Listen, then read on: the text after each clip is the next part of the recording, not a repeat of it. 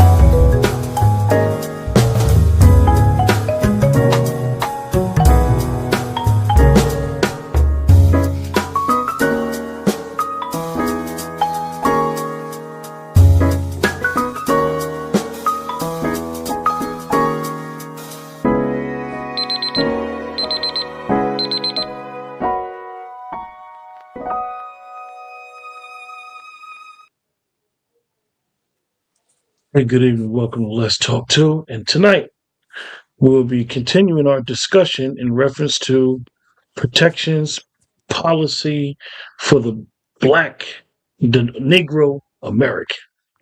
And last week we had a very, very good discussion with Sister Kim, Brother Roland, and myself. And the response was really, really good. Roland, your mic is muted. And we really, really had a good conversation, good talk in reference to it. And really getting understand and pull back the layers of who we are. And we didn't really get into policy, but tonight's show is to try to get into policy and protections and to get legislation passed. You would think that as long as we've been here, indigenous to this land, part of the I can't hear. Atlantic slave trade, you would think that we would, have some protection set up in this land. So with that, we have Kim and Brother Roland here, and we're going to discuss. Hello. We're going to discuss some of these protections. What's up, bro? Hey, the reason why I was on mute because Rhapsody, she's kind of in her mood, if you get what I mean. So I've been trying to get her to quiet down a little bit.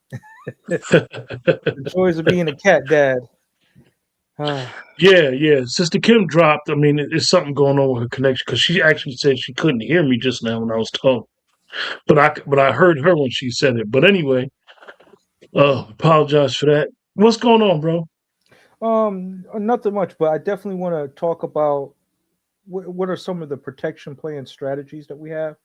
One through the Negro Black Knights Heritage Club, and the other one is going to be through the NBNU, and how these two entities interlock for our protection for Negro Americans. And one of the comments I used to say way back when, I would say about almost 3-4 years ago, if your civics is not right, then your politics are not right. Civics are the basic building blocks of politics. And my organization is a civic-based type of organization to create those basic building blocks that we need to be successful and getting these protections and stuff of that nature that is needed underneath the MBNU. So let me ask you a question before you get into it, right? Mm-hmm. When you speak about protections and policy that's geared towards a specific ethnicity in this country, and when you look at this ethnicity has been part of the fabric of the country since it was before long we was even a country. Are you shocked and amazed that no protections are put in place for the specific ethnicity? Yes and no. I'll go off as a no because of our origin here in America through the transatlantic slave trade, from us being chattel property, and then us changing from that status into being what they would consider human status or citizen status here in America. But when you have decisions like the Dred Scott decision saying, I don't have to respect the rights of a Negro or a Black American, that opens up the door to put us back into that same fallen state. So that's what I mean by yes and no. That yeah, I understand that we might have these things, but the real reality is that in some regards we still haven't advanced the way that we ought to back to our rightful position and be made whole. This is why lineage-based reparations is needed. Us creating our own government is needed to provide those protection because, like, let's keep it frank, the government has failed us. They have not created any policies over 400 plus years. They didn't even see the value in that, but we do. That's why the NBNU is here. That's why we should support our own government. And like I said in previous broadcasts, the end goal for delineation is delineating ourselves or drawing the lines to build our own nation. No different from when they talked about Special Field Order 15. The Negroes during that time frame saying, hey, we don't even want to be bothered with y'all. We need separation. We need time to breathe from the pains that you have inflicted on our people. And that's our right. That's our right as being the victims of such a human atrocity, such as U.S. chattel slavery. Go ahead, keep going, keep talking, bro. No, You ain't gotta no, mute no, your no, mic. no, that was it. No, that was it. I'm just making sure that the feedback of the my little cat friend ain't coming through. That's the reason why. So as you begin, I got a few things here. Hold up. But if Sister Kim has something that she wants to add, I think she's back. Cheers. Sister Kim, can you hear us? Oh, yeah, I'm here. Thank you for asking. And do you have So anything you want? let me ask you. I know you're seasoned, Sister Kim. Thank You've you. seen a lot. You've seen a lot since you've been here, and when you start doing your research, like I asked Roland, you pull back the layers of this thing. Were you surprised that it wasn't no specific protections for this specific ethnicity that has basically been the whipping boy of this country domestically? Yeah, that's a good question. And I think it's time for us to do some critical thinking with those questions. And I'll just pause for a minute here. As far as really thinking, should we or should it have been protection in place? And the question to the answer is absolutely not. And you'll say, well, why do I say that? It's because I've never seen me who own dogs let my dogs become the owner of me or try to protect, the dogs to oversee my household human rights. Dogs are not capable of doing that. And that's how America has always seen us as animals or less than. So then why would they begin to allow their dogs that they consider dogs to oversee their mindset as owners? So no, they wouldn't protect, they would never provide us with any protections. That was never the plan. Actually, there's a book out that was called Negroes to Annihilation. So it was actually just to keep us as their property and then ultimately annihilate us and get rid of us. And so, but we have been blessed by God, and that has not happened. But the way that we're living less than, without standards, without practice, without protocols, without principles, it is easier now to remove us by invasion. It's easy to remove us by imperialism, where most of the things that we have, it still goes into the systems, from Black women not protecting their children properly, from we have foundational family structures that has fallen apart, where it's mixed up, where the laws of men being with men is no longer the principle of righteousness. And then you have women who have now decided to oversee men with the authority that they are CEO both on corporate and in the home life. So there's less nurturing that is needed to build a community.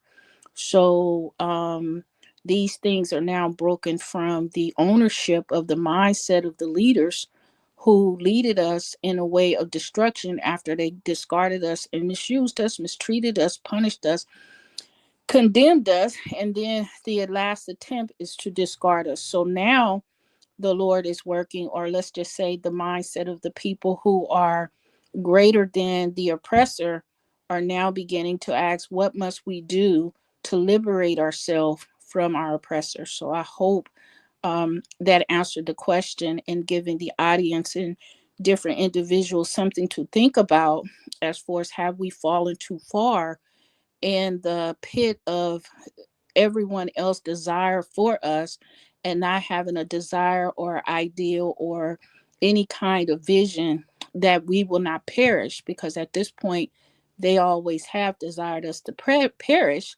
but it was the mercy and grace of God that we haven't perished. But now it's a time for us to do right by each other before, the scriptures say without a vision, the people will perish. So we're pretty much close to that brink.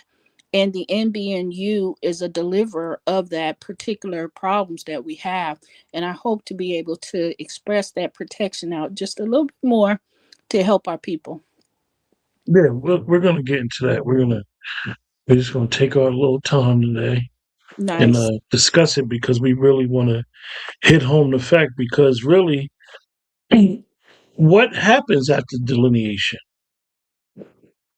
What happens after delineation? We can talk, and it's rightfully so. Delineation is long overdue.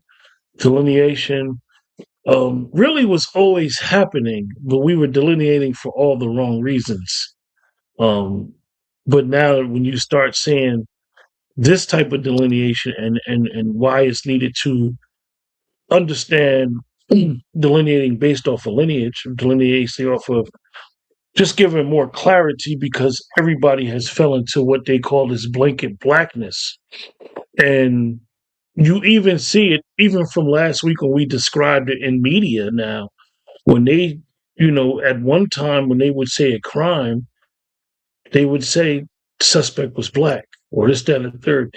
And you even see media changing now where they're literally saying a person's ethnicity. They're delineating, because the fact of the matter remains, with this immigration situation going on in the country, it is time to separate people based off of lineage, based off of their origin of where they're from. And it's very important. And I hope that at this moment, like you said, Sister Kim, sometimes things may not appear to be going in your favor, but the reality is that they are. Yeah. If you're doing right, you're speaking right, you're doing what you got to do. I personally, in my personal opinion, far as this renaissance of the delineation movement, I think this is the perfect opportunity for us to really get what we would say some tangibles. Yeah, I don't know if that was a question, and was you still giving it to me, or did you want Brother No, Roll? no, it wasn't a question, but you go ahead. Okay, so I'm gonna just say this and turn it over to Brother Roland because he could talk more about the reason the delineations came out from our perspective, and now where we're headed from delineation to the NBNU, which is a sovereign, independent. It's a state within a state. It's a nation within a nation. It's already been established. It's already legalized. It's already fighting in our behalf, and hopefully I'll be able to tell you a little bit more about the 581 million dollars that we have actually began to recover in the behalf of our people under this government. But I'll go ahead and let Brother Roland kind of expound a little bit on the delineation, why it was important to have it, and then where we go from here with it, with the Negro Black Knight Heritage Club, and then the connection and the collaboration with the NBNU. All right. Thank you, Sister Kim. So some of the things that we started to observe, especially at the height of delineation, originally started socially, was based off the case of reparations. People were trying to play, I would say, ignorant in the media, and that's me being nice about it, and saying, well, what black folks are you going to give it to? Is it all black folks? Like that was kind of the echo and a sentiment for the past 2 or 3, I would say like about 3 or 4 years when we were pushing for reparations. And then when you guys got like when you have people like Colin Cruz or Candace Owens and others that are popping up who are not from our lineage, saying that we don't need reparations during pivotal, I would say, interactions in regards with the United States government and us. And they put these individuals in the way as a buffer class to speak on behalf of us. That's when like got people such as Brother Tyreek Nasheed and others started to look at like, hey, this guy is not even us. This guy is Puerto Rican, or this chick is Haitian. And that's when, and also the other aspect is when we were protesting and fighting against police brutality and things that were unjust to our community, we always had a strain of groups of individuals who will pop up randomly during these protests and derail the whole conversation of what we're talking about, to immigrant rights, to trans rights, and LGBTQ, and then it always reverts and flips back to the Black American community as if we're the problem. It always has happened in some way, degree of fashion. They'll say, well, this is the reason why we need to have protect all Black people, because it's the trans are getting targeted too, and this is like kind of some of the things that were being pushed during that time frame. And people started to look back, and we started to peel back the layers, like, who is this person? Where are they from? Like we started asking, whose uncle is this? Like, whose man's is this? That's where we got that from. Whose man's is this? Because we really wanted to know, who are these people? Who are they family from? And who's vouching for them to speak on behalf of us? Because the things that they were doing was basically diametrically opposed to the advancement of our people. And that was kind of the start of what delineation, from what I observed, what came to be. Then when we started interacting with these immigrants socially here in America, then we actually heard verbatim what they were saying. And then they're coming into spaces, disrespect us, calling us bullet bags, alligator bait, slaves, running mock slave auctions socially. And it started to elevate it from there to like 0 to 100, like a Drake song. And then we started to really look at it like, who are saying this, where they're from, where's their country like, why do they have these type of positionality? And that's when we started to click and say, hey, these people may look like us, but they're not like us, like the Kendrick song. And that's kind of what I seen, what was the origins of delineation from a social standpoint in the new age. We got to keep in mind, Dr. Claude Anderson was one of the, I would say, progenitors, or one of the fathers of delineation, when he talked about ethnic aggregation in his book Powernomics. That was one of his things that he specifically talked about, having communities that was built for us, having street signs named after us, having businesses named after us, leaving a cultural coded marking in regards to each one of these institutions, such as a hospital, such as a school, such as a daycare facility, with the intentions of warning other ethnic groups out of our space. So that was the precursor of delineation through his works of Powernomics. And then we could fast forward into today, where it's full blown out delineation, even socially, where people will say, hey, I'm not even going to associate with this person if I think that they're this, that, and the third. And some people are doing what they did, like a Special Field Order 15. We need complete separation from you guys. And people will try to say, well, y'all Negroes are trying to go into segregation. You're trying to push us into segregation. And that's kind of the narrative that they try to reverse engineer back onto us when we're trying to delineate and separate. But the thing is that I'm going to push back on is segregation. It was implemented by the United States government based off of unfair policy. Delineation and separation is by our own choice. Two different things. We're choosing to make that decision, not the United States government, because we have a right to choose if we want to participate with these individuals or not. And that's a part of living in a free market society, that's living in the society that we're living in. We can make those decisions. So that's our God-given right. That's our constitutional right. So those are just some of the things that when you look from delineation, from all the way back from Dr. Claude Anderson talking about it, to how it's being even revigorated in this day and age, as a form of a renaissance and I would say between the time of 2018 to the present day. So that's to kind of give you some more Okay. context. No, I was listening to what you were saying, and I appreciate you uh giving the audience some background. So now, when we delineate, now what? Great question. That was what one of the tethers will come up. They'll come up on Brother Tyreek's show, and they'll say, "So after delineation, what is the end goal of delineation? What is the end goal of delineation, Brother Tyreek?" And they were mocking him and mocking our people for taking a stance of self-preservation. So I was like, "Know what? I'm tired of you guys making a mockery of what we're trying to do as a people. The end goal, from my perspective, is us having our own nation, having a nation within a nation. If you look at the Native Americans, hypothetically, that is a Pacific ethnic group of people on a certain geographic location in which they control and they run their own government. I could point to the Amish people, kind of, even though they're still underneath the United States, but they have a geographic location that they control in their own means. I could point to the small hat community, the Jewish community, the J-men, or whatever. They kind of do the same similar thing. I could point to Chinatown. I could point to Koreatown.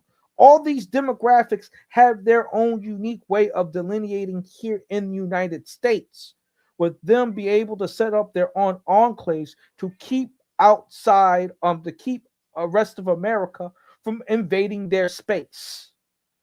We're the only group that allows other ethnic groups to come in our space, and we don't even know who they are. They don't contribute to any of the things that we want them to do. They don't donate to any of the children fundraisers, but yet still they'll take our kids' money every single day at those little corner stores. Heck, they even get bold enough to try to unalive them if they think that they're stealing an orange juice or something. So, yeah, I think that delineation is something that we do need to do. Build it up in our own governments, in our own situation to protect ourselves. I think that that's the only righteous and truthful thing to do in regards to the bombardment of immigrants that have been coming to America since after Reconstruction. So let me ask you, what does protection actually mean in policy? Great. So when it comes to look into the policy aspect, first, I gave you some of the charts and some of the things that we were focused on. Remember when I said that civics is the basic building blocks of politics? So if we're not doing things on a civic level, on a smaller level, it's going to be very difficult to replicate it in a political sense. So what you're looking at, for those that are looking at this manual, this is one of the manuals, a shorthand manual of the Negro American freed slave cultural recreation and reconstruction. The goal is to recreate and reconstruct what was harmed by our people so we can get back to our proper standing. You can, I think the next page, and it will be the table of content, but you can go flip to the first one. Yep. And the other one, please, Brother Q.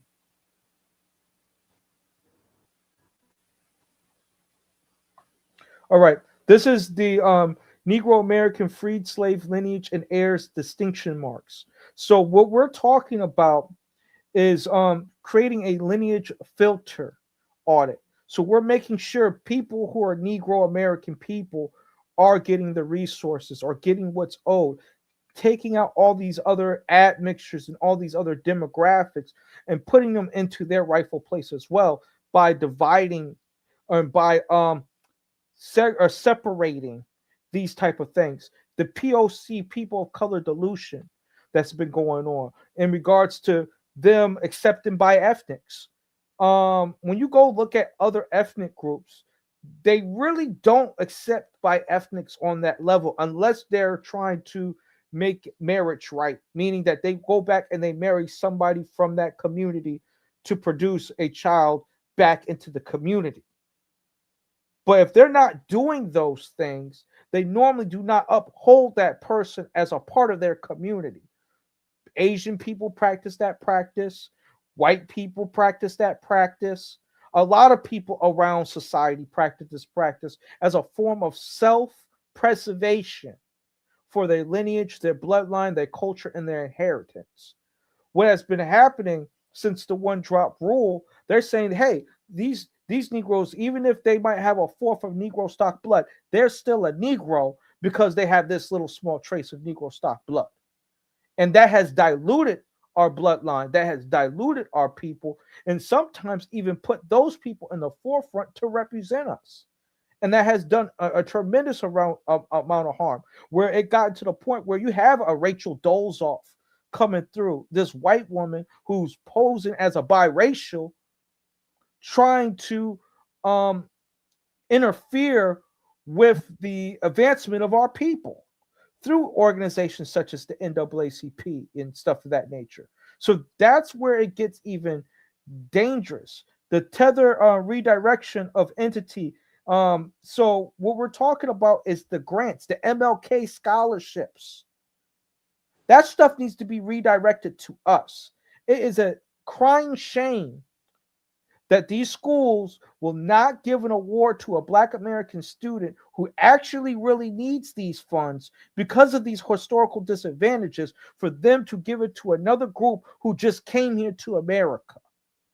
And these are some of the things that I know that Dr. Short has experienced. I've ever experienced it on a higher educational level. I'm thinking, hey, I got a good GPA. Hey, I done very well. Let me put in for these scholarships, to only be denied by a whole nother ethnic group that's not even tied to the experience. Then we go into the general Freedman fraud that's been going on. There's people who are using tribal situations and propelling Native Americans at the expense of the Negroes of the transatlantic slave trade. That's another way domestically, from my perspective, that they're trying to POC the reparations. They're trying to muddy the waters of reparations to the point where it's the people who were tribals that were disbanded. Like, some of these tribes were a part of the Confederacy, as a part of the Confederates. And some of their punishment was for them to be dissolved as a tribal nation and to be absorbed into the Negro Black American experience. That was some of their punishment.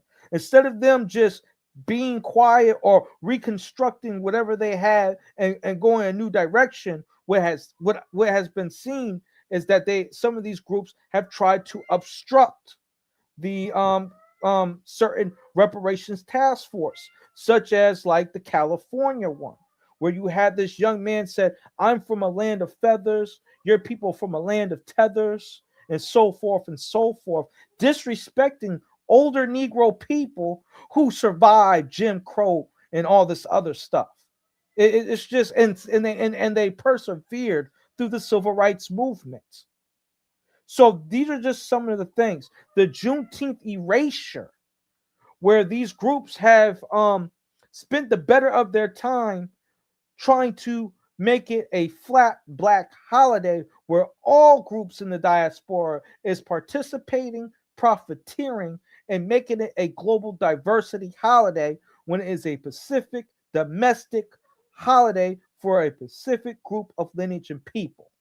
No different from the Irish Day or St. Patrick's Day. That is specifically for Irish Americans. You do not see all white Americans trying to be Irish per se and profiteer, steal and take and malign, and without giving some type of reverence to the Irish people. Let me ask you, Mm-hmm. do you think whose responsibility is that to implement these things and the following? That's where the NBNU comes into play. That's when the Negro Black Knights Heritage Club comes into play. We're the ones who should be protected and will be protecting these type of things, because we're able to see these things and we'll be able to organize other groups to fall into sync with this. There needs to be like a universal front to protect our inheritance, to protect our legacy. That's the part of the reason why this organization is called the Negro Black Knights Heritage Club. We're preserving our let me heritage. ask you. Let me ask you. You see it. You see it more on social media than I would say Sister Kim does. Do you think it's more of people don't know, or you think it's more blatant that people just doing what they want to do and just pillaging the village, as we would say? I I'm It's the second one. They know what's going on. They want to pillage. They on that Dred Scott attitude. I don't have to respect the rights of a Negro. Heck, I will willing to step on a Negro's back to get where I want to. And I dare you to do something about it. Since they saying we daring people to do something about it, there's people that is willing to do something about it from a legal aspect to protect and preserve our community. We have a right to have self-preservation. That's the main goal of why these things are in play to begin with, because the main goal, what Sister Kim has said, is Negro annihilation with these individuals. Their goal is to get rid of the people who they made a profit off of, so they will not pay for the crimes and the sins that they committed, which is What the about original sins of what? slavery. What about the NAACP? They don't protect black people. No, NAACP protects all people, and they have been for a very long time, What about the and Urban League? they protected all people too. I say that tongue in cheek. No, I know, I know. I'll go so I far say as it to tongue say, in cheek. I You would know, say, you would think, right, and what you're saying and using the historical references, and it's mind boggling, but it's really not when you look at organizations that have came up. And yes, we are a lineage. However, when you think about what the lineage has been going through all these years, there's never been an organization. Well, it's been some, but it's never been a long lasting organization that has basically been there as a vehicle to make sure that this lineage is protected.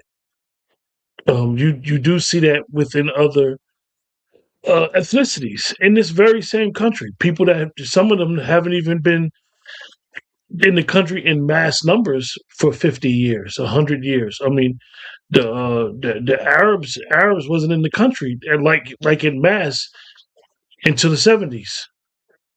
Now they have things that protects the Arab American or the Arabs that's here as immigrants. So and you can getting point. people. Wait, Go wait, ahead. Go can we ahead. point onto something too? You can even point to LULAC too, and which helps protect Hispanics or Latino speaking people, right? And they use their culture, they use these different things, and they consider that a civil rights organization. They consider that a civil rights organization. I'll go one step further. They have even watered down the term civil rights, because everybody is advocating for rights underneath the guise of civil rights nowadays. If you're handicapped, if you're purple, green, blue, then hey, they're fighting for your civil rights. Screw the Negroes' rights, who's been here first since the inception of America. It's your rights their rights that matter. It's their rights that matter that they're trying to push. So it's nefarious, the erasure that is going on that was built off of our people's backs to be given to other groups of people at our expense. Mm, very interesting. Very very interesting to have this discussion because you start to realize how gatekeepers in our community has done. And speak on that, Ron, on being gate kept and not being able to advance, keeping us, Yes, like you said, referring us still as the Dred Scott Negroes. yeah. One of the things I talked about was in the book. Let me grab it real quick. Let me grab it real quick, because I specifically in delineationology I talked about, it was two aspects. One of them was, it was dealing with the D9s in regards to them running interference, and you've seen it in the California Task Force, and it was the terminology that I used. because I want to make sure I get it right. It's the preferential redlining of professional Negroes. So they'll use these civic organizations such as the NAACP, the D9s, aka the Boule. We talk about this on this channel all day long. The Divine Swine and these type of individuals who will gatekeep and kick out certain type of Negro Black American people, such as myself and others who are on this channel. They will block those Negroes out because they'll actually push for the change that is required to protect and preserve our lineage and our people versus the get along, go along gang that has been going on ever since the fall of King and Brother Malcolm X. Right? So that's just some of the things, and they're using the institutions that create those leaders to pump out, like it's almost like a coon factory. Just just to put it like these individuals, we just talked about, you guys I think talked about Jasmine Crockett. She's a Delta, right? She's actually a Delta B. So it's not the fact that these organizations are not being producing the leaders. It's the fact that they're not producing the quality of leaders that we need for us to fight this current fight. So instead of us complaining about the outcome that we're seeing, how about we create the institutions that and present the reality that we want to see and push the reality that we want to see. That's when the Negro Black Knights Heritage Club comes into play. That's when the NBNU falls into play. Instead of us crying about the government that we're underneath of, what is stopping us from joining and for people to participate in our government with the intentions of seeing our justice fulfilled? Because at the end of the day, it was the American government that put our people in chains and still haven't gotten us out. They even created loopholes in the other amendments so they can keep us as slaves.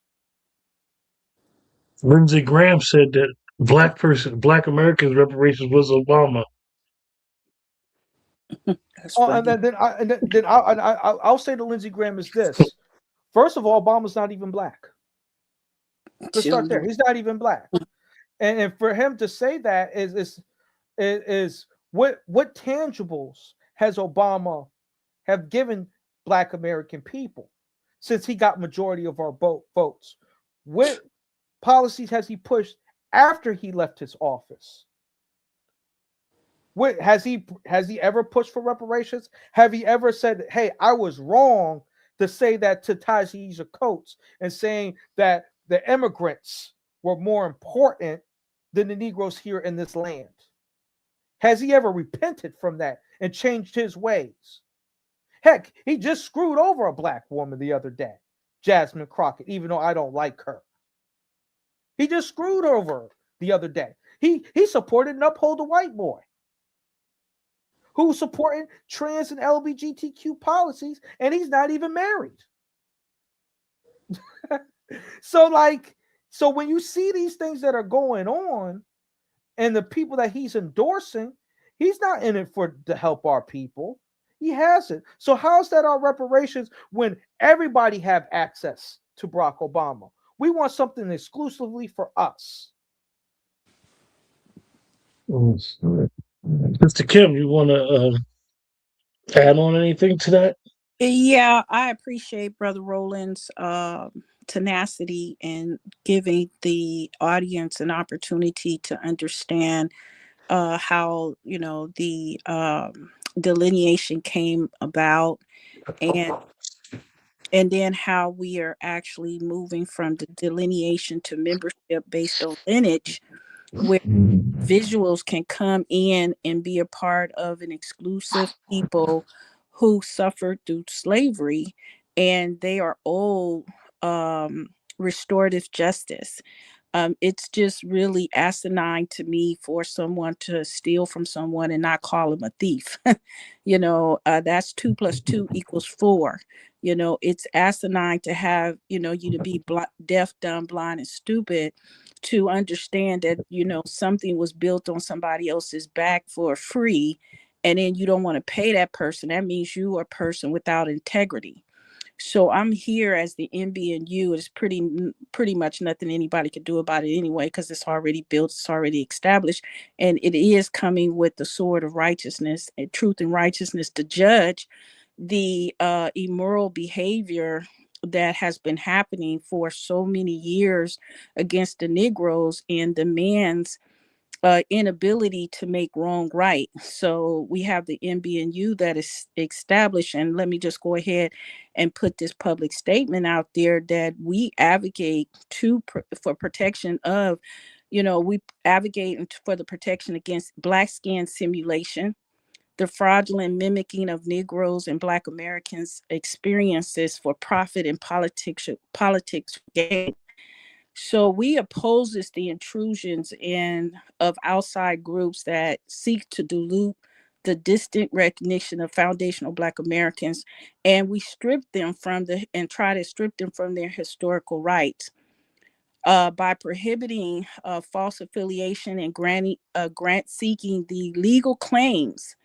We intend to stop the distortion of federal laws and financial benefits. Our goal is to ensure that the history, the sacrifices, and achievement of Negro American remain unappropriated and authentically represented will stop. So that's just to let you all know that we have begun to put in our grievance policies together to be specific as far as the harm that has been caused against, the foundational Black Americans. Oh, no, Maxie. No, no. That has been caused against the Black Americans. And basically, we have human beings who are just ignoring it or looking the other way or justifying the wrongs that should be made right since the emancipation of slavery. So I'm here to I'm not asking you anything. I'm here to demand, to receive, to take, and to judge. So it's already in effect, and it's pretty much nothing that nobody can do about it. I have to just do my job and just put it out there and let individuals know that the NBNU world government is out and about. It is protected by the 1863 laws of emancipation that by itself separated me, you, and anybody else as a nation of people. And with those laws has tied my children or my heirs, which are foundational Black Americans, in which I seek to protect and cover under the Human Rights Acts, under the Declaration of Independence, under all the president proclamations and mandates that I have already been implemented and given to us. It's just so happened that our ancestors didn't have the ability to put their freedom together to claim their rights to be a sovereign, independent state, which I have done. The paperwork is already in, and once again, there's nothing you could do about it. And so we are already a state within a state and a nation within the nation. We already got our mandates. We got our declarations of independence. We got our constitutions. We already considered a federal vendors. We already acknowledged by a lot of your representatives. The whole nine works has been in effect while you've been so busy stealing monies from us. I've been very busy putting a wall to protect against you. So that's the NBNU. Just wanted to put that out to be assertive and to be direct as far as our improvement, as far as our unions that has been put out there, as far as us structuring our organization and organized with the intent to make sure that we are acknowledged not as last, but as first. We're not begging for anything. We're no longer on our knees. We're here to stand strong, stand proud, and to judge any matter that comes against us, that weighs against us. For anything that is unrighteous, we're here to judge it, to remove it, to discard it, and to destroy it. Brother Roland. Yeah, I actually second that. That is the goal. It's just the siphoning of resources. It's insane to me. One of the other things, Brother Roland, before you go on to your next point, just let the audience know the contact information. yes, you can reach out to our email address, tnbkhc@gmail.com. We also, let me grab the cell phone number as well. You guys can reach out and call us as well at the number of 302-551-9722. That is 302-551-9722. We'll be more than glad for people to actually reach out and work with us because we have an event that's coming up in April. So yes, we do need support. We do need at least 100 or so people so that we can start getting this funds being allocated to being dropped off to the people who need it the most, which is us, us Negroes. So that's one of the things, and I really do appreciate that. Also, if they want to check out our website, the tnbkhc.org, we'll be having some more updates in regards to some of the things and events and stuff that are going on. But we have that as well where people can reach out to us there. We're on X, TNKHBC underscore Negroes. We're there as well. We're on TikTok as well, TNKHBC. So we're there on all your mostly media platforms. We're on the black ones as well. Shout out to EPRN. Shout out to also Fanbase. We're there as well. So we're everywhere. So we want to make ourselves visible.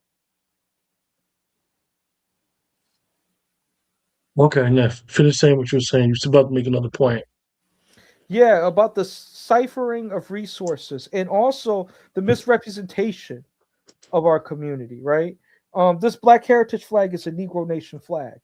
That is based off the rallying point, in which I've said, let me grab that book if I can find it real quick. I'll find it another time. But in that book, they specifically said that that is a Negro Nation flag. So when I'm hearing people who are bi-ethnic, people of other ethnic groups that are waving this flag and starting conflicts with their flags on their bios and different things, that puts our lineage in unnecessary conflicts. And that's some of the You things think I've been. I'm gonna ask you? I'm gonna ask you about that, right? Mm-hmm. And this is why I'm very. Uh, do you think getting people to understand? Because I really believe that people do play dumb, but most don't understand why um, this has to go on, why it's long overdue. Like when we talk about, and I have to keep going back to delineation because even though I said we delineated, but then what? But no, that don't mean delineation stops. Like you said, because resources, being able to do some different things within the lineage needs to be established. You know, a group of people or a person can only do but so much. Everybody from the lineage needs to do it as a not as a collective, but everybody needs to pull their part in gatekeeping the lineage, trying to get economic resources for the lineage. Let me ask you about that, about people not understanding that. Look, yeah, it's a flag, but you just can't just be using it just to be using it. You have to understand the historical reference for it, and you have to be from the lineage to use it. You don't just wave it because it's the new fad that's in vogue right now. How would you suggest people continue to stay focused? Because people tend to lose focus. Like they may feel like it's more pressing things going on, and gatekeeping the lineage might not be as important. What would you suggest? I suggest that we should pay attention at all times because we do not want to lose our position here in America, and we don't want to lose our positionality here in this world. And if they erase what we have accomplished, that means there's no record of us, which will lead into that Negro annihilation that what Sister Kim is talking about. And I'll even point to an example of Mona Leah. I made a post about her. This woman has a Pan African ideology. She believes in Ifa. I think in regards to her faith, she has expressed those type of things on various different channels. And this woman put our Negro Nation flag, our heritage flag, with other groups of people. And I said that the fraud that she's portraying, or the illusion that she is portraying, and through the guise of her art, is saying that we're in solidarity and that we have contracts, that we have relationship with those nations. The reality is, we do not have relationships with all those nations that she had in her video. We don't. And that symbolism, that's what we call false symbolism. Fake, and what is being simulated is this relationship that's if Nigeria is transferring resources here to Negro people, and we're trading back with them. That's not true.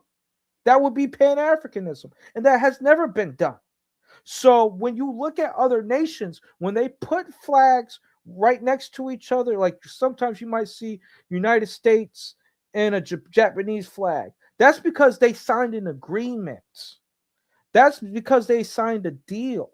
That's because they have a trade going on, and they're in part, that's showing their partnership and solidarity. What partnership and solidarity do the Negro people have on their own with any of these African nations here on this face of this planet at this time frame? You're not going to really find one. And don't say, and for those Pan-Africans who's probably listening to the playback, don't point off and say, well, you guys got citizenship with some of these African nations. Yeah, we know the red tape that goes along with that as well. So it's not a real concrete agreement between our people and their nation. This is the reason why it's important to have the NBNU and have a front government that is facing other and interacting with other governments. Governments respect governments, and a people without a government is a people that is lost. Amen. So we're trying to stop our people from being lost. We're trying to stop our people from getting pillaged, being taken advantage of. That's the reason why the NBNU is here. This is the reason why the Negro Black Knights Heritage Club is here, because we're here to preserve and protect our heritage, which is our God-given right. That's our right. That's our right that our people fought for. That's our rights that we have bled and died for. So the audacity when people try to misappropriate the flag to create a false narrative to say that we're in solidarity with these nations is a part of the problem, is a part of the issues that's been going on. Because now they're creating the illusion that we have a partnership, that we are actually doing things to advance the community. And this is how they get the African Union, the AU, to say that Negroes, Black American people here in the United States are the 6th district without our consent, without us being notified, without us even casting a vote about it. So these are the things that we're trying to prevent so that our people can be safe from global exploitation, because that's what it is, exploitation. Mm. All right. Wow. Yeah, I think you done really sparked it up there. Sister Kim, you have anything you want to add to what he just said? Yeah, I appreciate Brother Roland just bringing out the importance of us.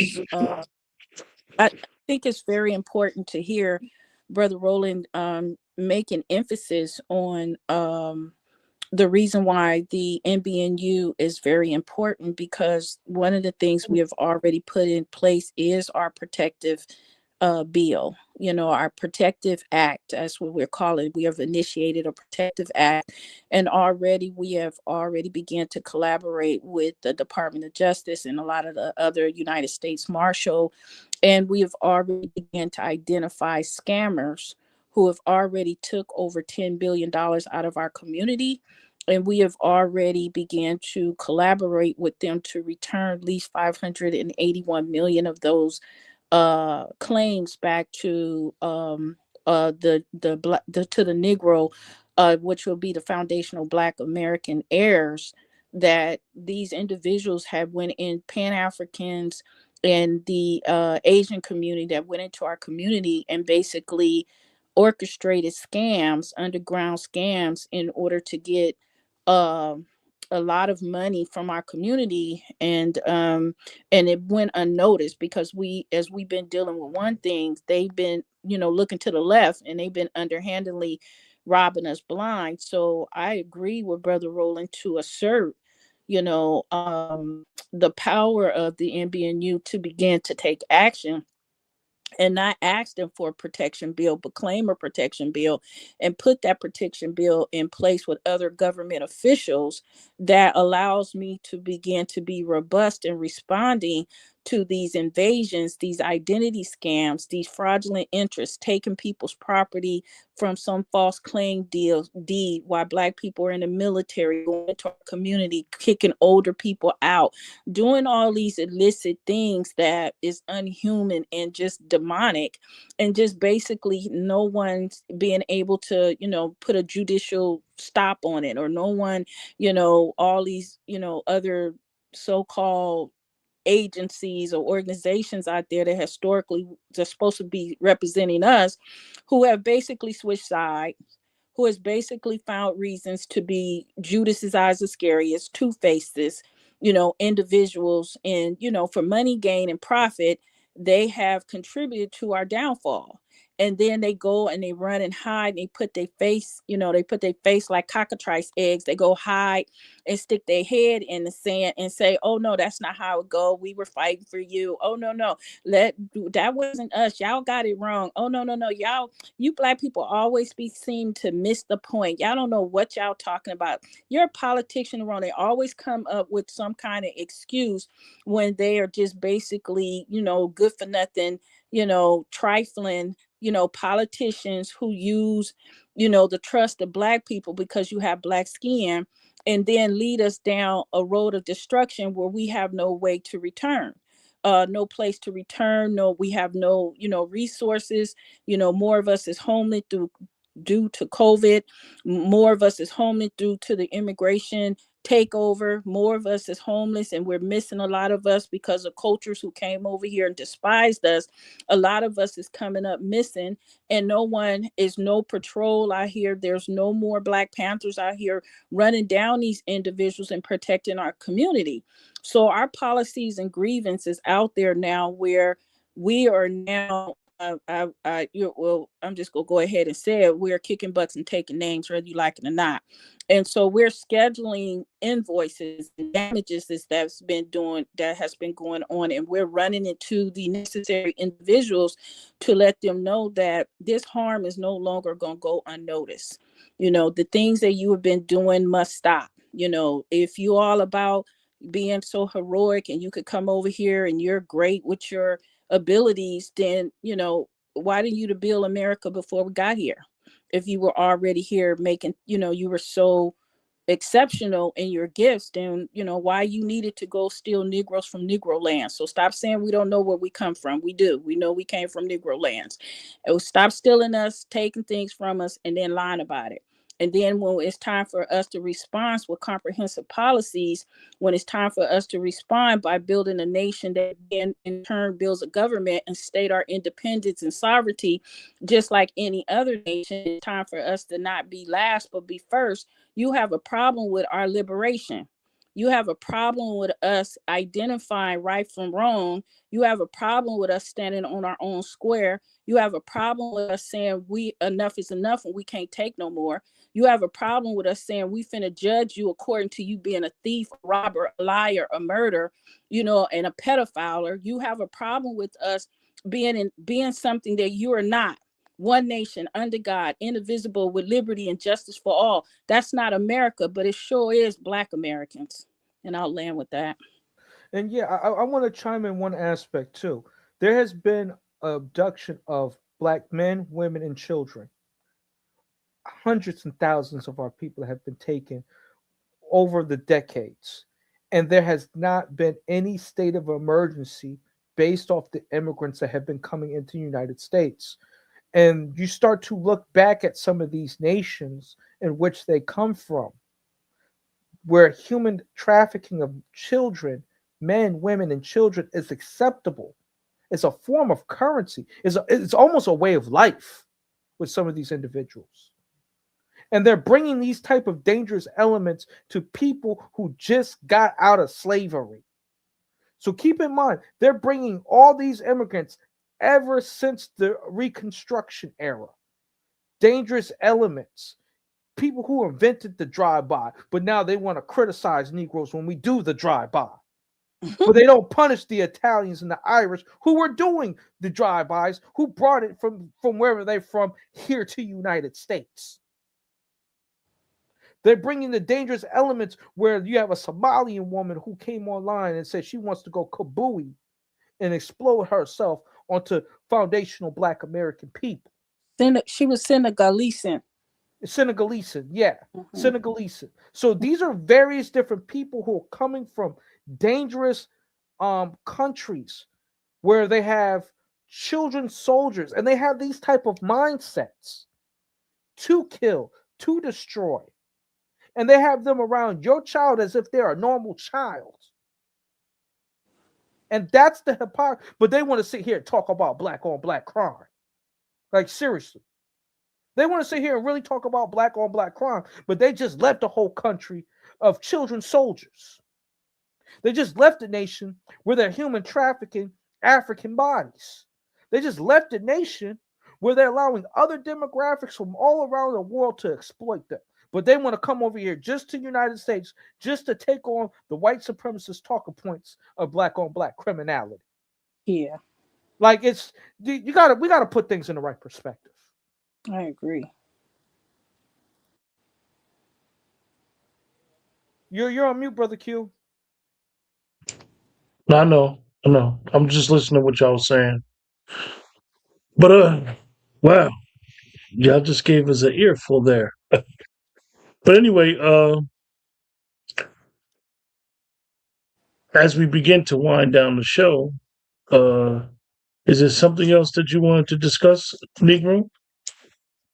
If you can go to the following pages, because there's a couple of more pages that we can go through. The Negro freed slave cultural reconstruction of remedy and relief for restitution, resolution, and to remember. Right. The goal of this is is correcting our lineage, putting it into the upright position. Document explicitly to like President Lincoln's power of the power to abolish as a foundational source of independence and statehood. So we're talking about the format of what we're talking about, of why the NBNU was important, how the NBNU was formed, and the jurisdictions and the policies that codify why the NBNU exists. And I think Sister Kim can go in a little bit more details about that, because that's her baby. That's something that she created with her burning the midnight oil with me and her conversing. But that's her baby. And Sister Kim, are you available? Yeah. So She's there.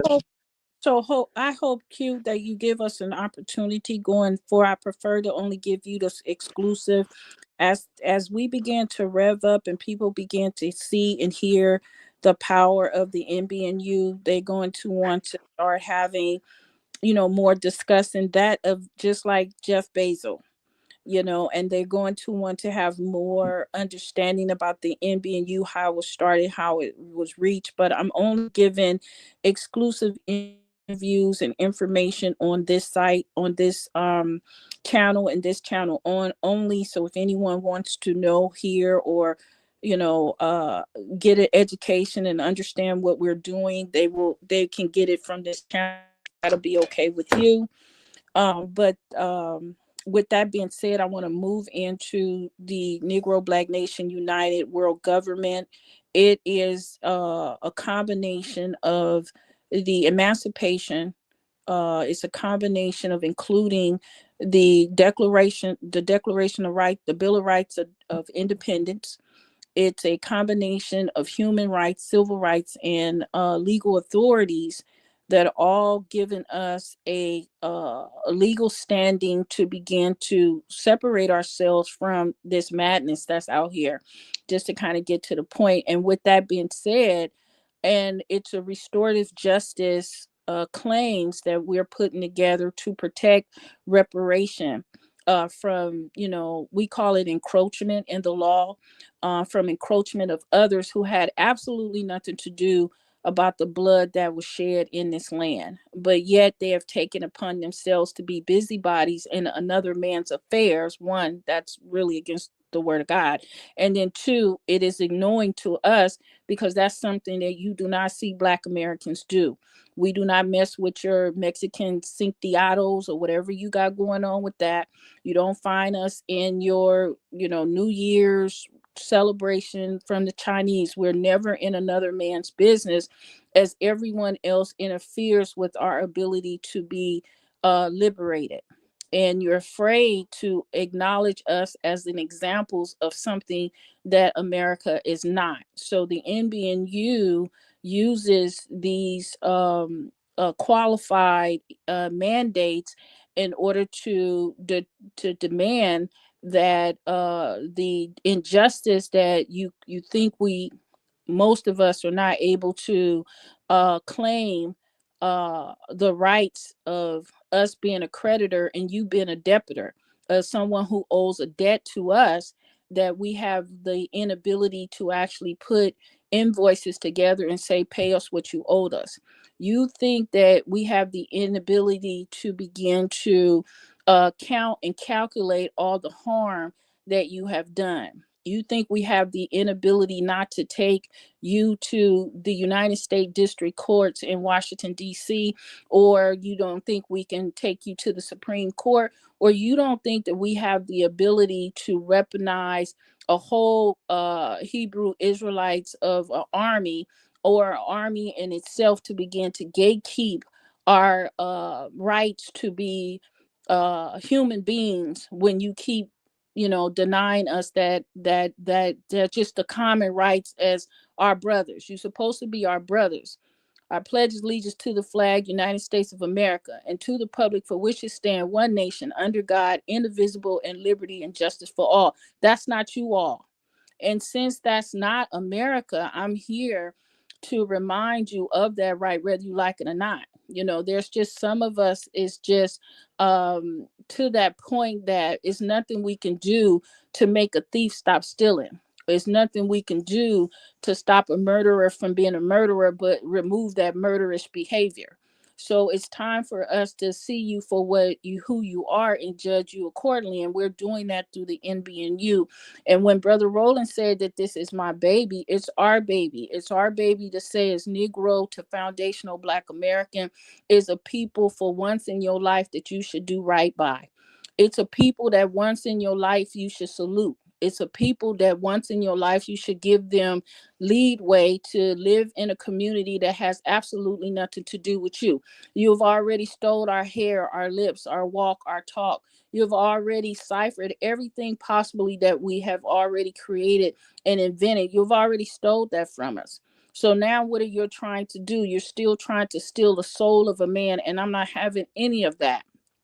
So the NBNU has been orchestrated to put in grievance policy, a brotherhood, a unionhood. We have been orchestrated to put in laws and fences and gatekeeping protection. We've been instructed to reach all the way from here to the continent of Africa and demand a corridor for our people who are there, who are wishing to come back with housing. So we are that lighthouse that sit on a hill that cannot be healed, no, it cannot be hidden from the world anymore.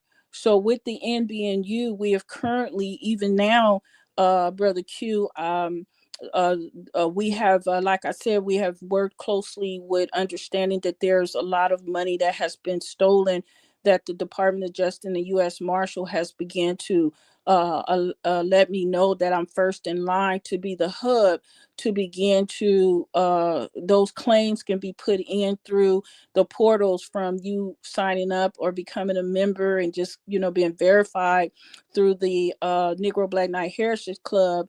that we have a site where you could see that we have already retrieved over so much of millions in assets, and we've already began to retrieve and restorative claims. I think it was it was over $581 million. And then we have just recently have a lawsuit pending against the Office of Budget Administration for the commingling and the migration of our ethnicity and race with other people that has cost us. I think this current claim is like $1.4 trillion. And so this particular HUD that we have is only designed for you to say this happened to me, put your information in, and then the claim is paid. It's not a place in which you got to go through banking and then you get arrested for you trying to get your money. It's none of that. You just sign up, you give us the information, and then they go and put your claim in, and then from your phone to the hookup from the United States Marshal and that money been in the HUD. Is then your claim is paid out because there's a claim that you're entitled to because of the injustice. So that's what the NBNU do, is stop the foolishness. It makes wrong right. And I hope that with me saying that, I know you finna get ready to wind down, so I began to speak a little bit faster, and I speak direct to assert what it is that we do. And the wise will hear, but a fool will go his way. So that's all I have to say.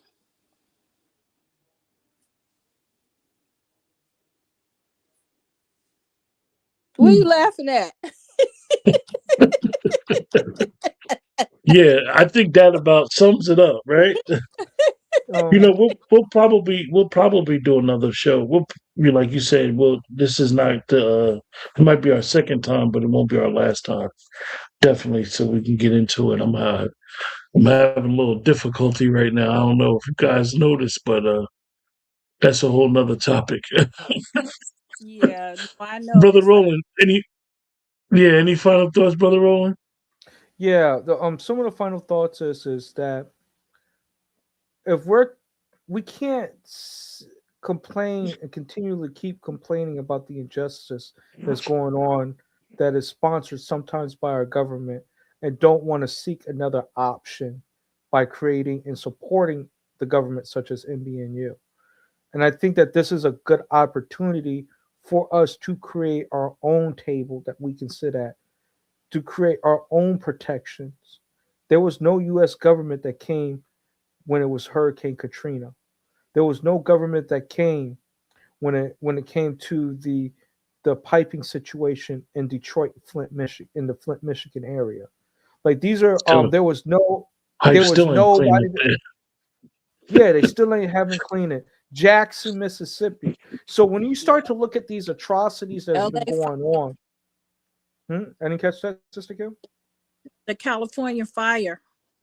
California fires. So these are just some of the things where Black American people have not gotten anything that was owed, but yet still, when it came to the boardwalk in New Jersey, white folks got FEMA to help them out. When it came to certain incidents, when it was majority of them folks, they were able to get the lion's share of FEMA and different things that were needed so that they could feel protected as United States American citizens. This is showing to us that the government that we pay our taxes to is neglecting us because of who we are in our lineage. And instead of us, I would say, continually talking about it, how about we do something about it? I'm more on the offensive. Sister Kim is more on the offensive end on the situation instead of us being reactionary. And that's something that we have been doing for a very long time, unfortunately. And we're still clinging on to the myth that all men are created equal underneath their system. We're still clinging to that myth. And I think it's time for us to um, the only way that that system is still credible if you're still participating in it. Yeah, and it's time to cut the head off Yeah, the beast. Yeah, it's time to get rid of it. It's not working for us. It never have, and it never will.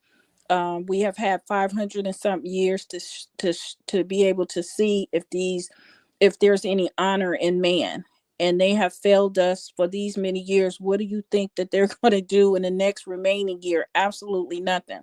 I have grandchildren, children, and sons and stuff that I would like to, leave a legacy of righteousness and honor and something to protect them in a world that they're unprotected. So I hope that we are given an opportunity to enlarge on the practice of the NBNU, the protection that we're working on, the public announcements that we have going on, just all the wonderful things that we're doing to bring our people into solidarity, to unite once again.